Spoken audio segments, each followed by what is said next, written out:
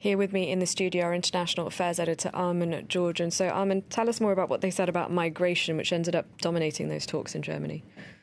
Well, they didn't announce any new plan. I mean, this has been talked about now regularly for the last 3 years since the migration crisis, as European leaders call it, in 2015. There's been talk about more lack of solidarity, how better to share the responsibilities. None of this has really come to anything. All we've heard for the last 3 years is European governments saying that the Dublin system doesn't work, but they're saying it for different reasons. You know, the Italians and the Greeks are saying that it's unfair because it means they have to process asylum seekers. The system wasn't designed for the 2015 influx. France has different reasons for saying that it doesn't work because there's a knock-on effect of asylum seekers going from Italy trying to get into France, for example. But ultimately, we're still looking at the same kind of self-interest.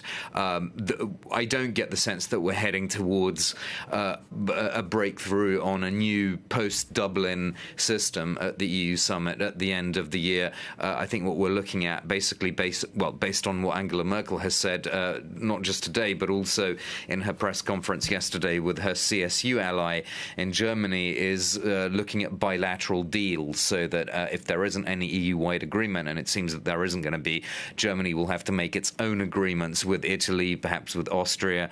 Presumably France would be looking at a similar state of affairs. And on the eurozone budget, they agreed that there should be one, but we don't yet have the details of how much or where the money would come from.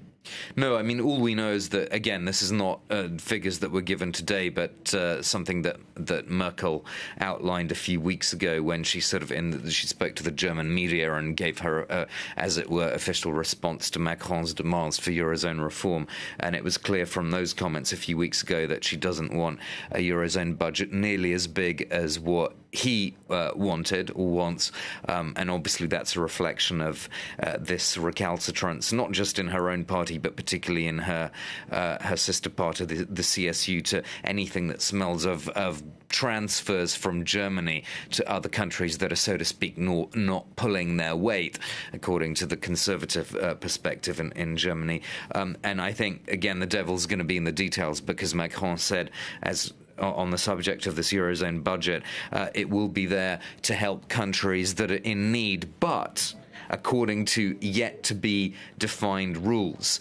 So again, they're leaving themselves the margin for their domestic constituencies to kind of work out a way to stop any kind of profligacy or people spending too much money, and avoiding, this possibility of transfers from Germany to, as it were, weaker eurozone member states. So I think the CSU will certainly still have a lot to say, and will have a say further down the line when those yet-to-be-defined rules are actually defined.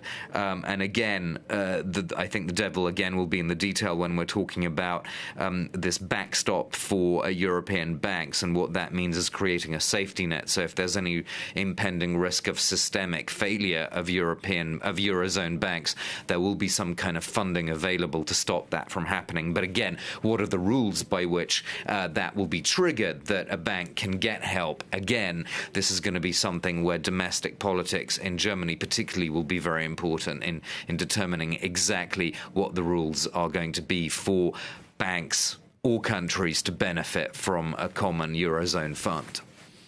All right, thank you very much indeed, Armin.